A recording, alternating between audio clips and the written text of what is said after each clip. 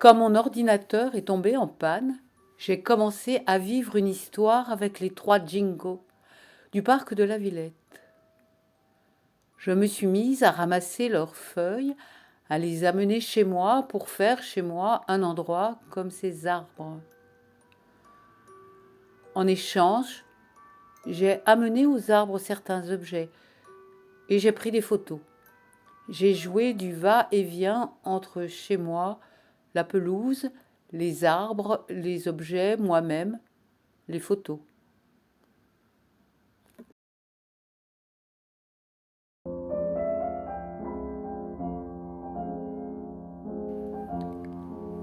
Ensuite, vous êtes venu, qui versiez de l'argent sur un compte pour que je rachète un ordinateur.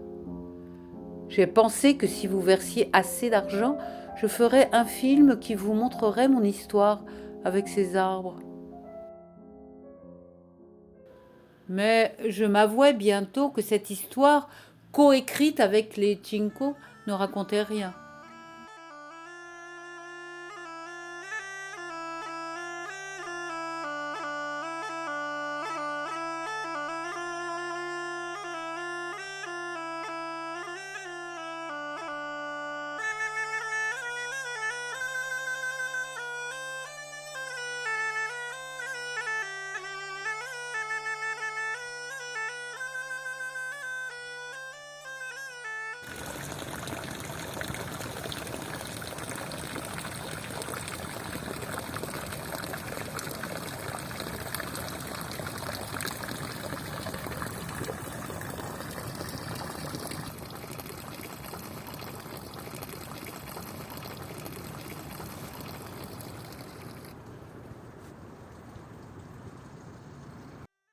Que les branches nues, énigmatiques l'hiver, la respiration audible des troncs. Je me sentais perdue et assez ridicule.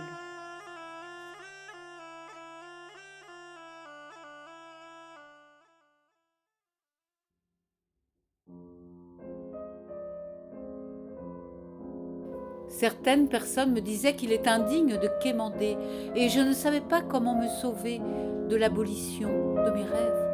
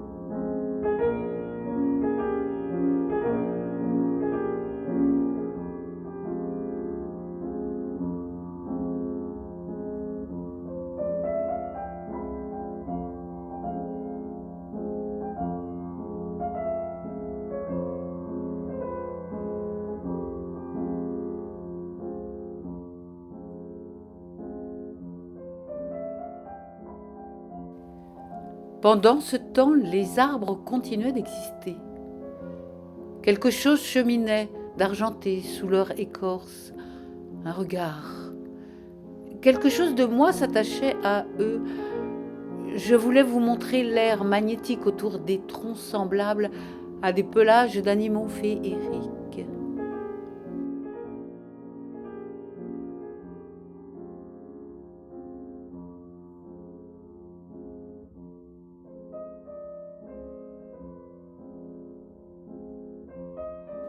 En même temps, je craignais que ce film n'ait pas plus de sens que ça. Certains d'entre vous m'ont dit être en attente du film.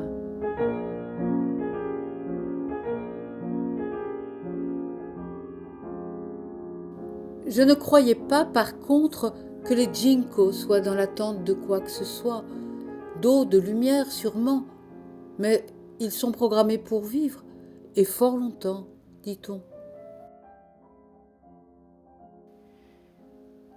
Hier, j'ai rêvé que j'expliquais à l'un de vous, ou à vous tous, peut-être à moi-même, que le sujet du film était de dire combien le langage est capital pour nous. C'est ce message que j'enfouissais au pied des arbres par les visages.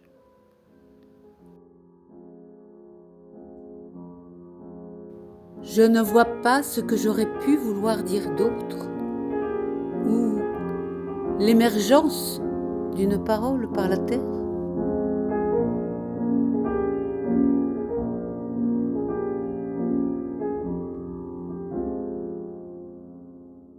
Puis, dans la journée, je suis tombée sur cette sculpture de Georges Jean-Claude, place Stalingrad, pas si loin du parc Ojinko, à pied, en longeant le canal de l'Ourcq, à vol d'oiseau.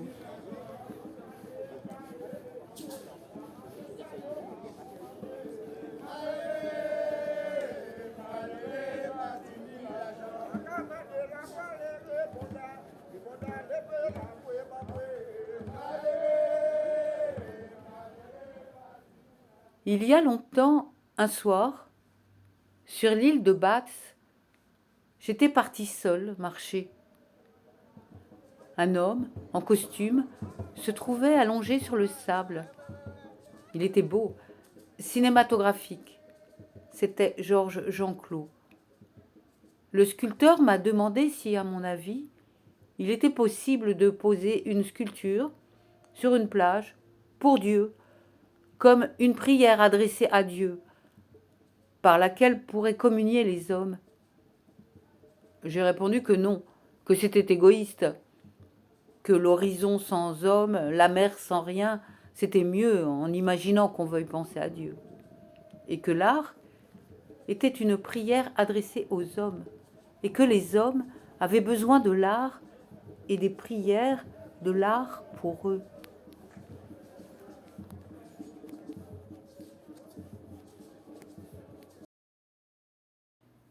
L'histoire devait se terminer ici, sur la nuit féerique du quartier 19e, son canal de l'Ourcq, le parc de la Villette. Mais les trois Ginkgo ne l'entendirent pas de cette oreille. Tu t'es perdu dans les dédales de ton imaginaire. Nous n'avons pas eu le temps de montrer nos adorables feuilles vertes. Tu poses un œil sur la nature et tu t'écartes du sujet.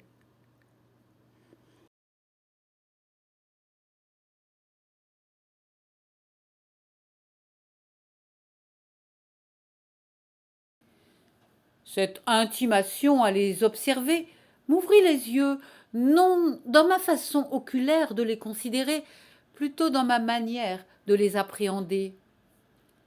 C'était comme si, prenant une distance physique, à partir d'eux, je découvrais leur environnement.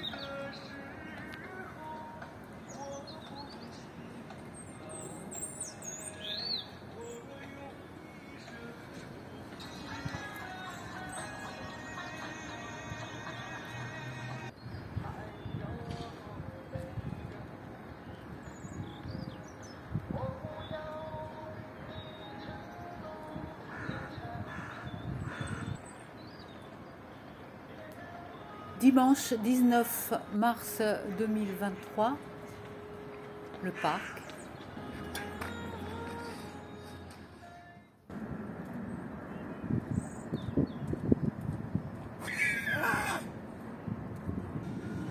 La rue de ma fenêtre.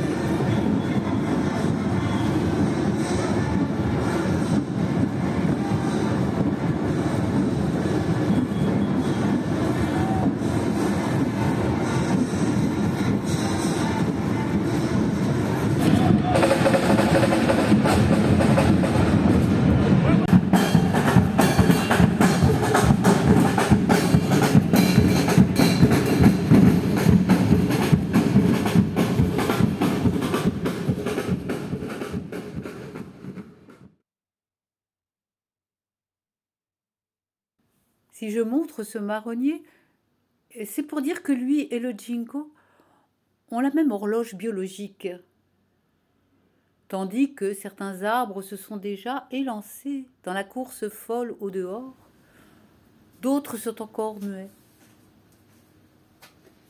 Le samedi 25 mars, je livrais un livre de Catherine Binet que j'ai édité à la librairie Comme un roman. Comme un roman. Rue de Bretagne, dans le 3e arrondissement. À la librairie Comme un roman, saisi d'une pulsion de tenir du langage dans mes mains, j'y achetai 3 livres de poésie avec brutalité, sans préméditation. Quand je quittais la librairie, la silhouette d'un arbre, qu'on eût dit un ginkgo, attira mon attention. Je le photographiai pour vous montrer que l'œil peut se méprendre et facilement confondre 2 espèces. C'est alors que je distinguai la forme palmée des feuilles nouvelles propres au ginkgo.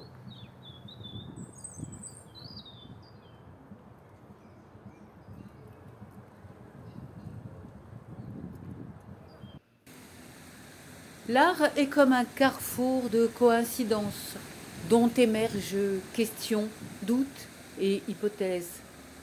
Une condensation de proximité.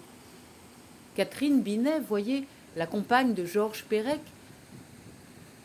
n'habite-t-elle pas loin de la rue de Bretagne? Je peux dire encore que la rue des Rosiers remonte au jardin. La rue de Bretagne à Georges Jean-Claude dans ce film, ouvert comme une enquête sur, finalement, une possible sensibilité des ginkgo à la littérature, à la parole, au verbe.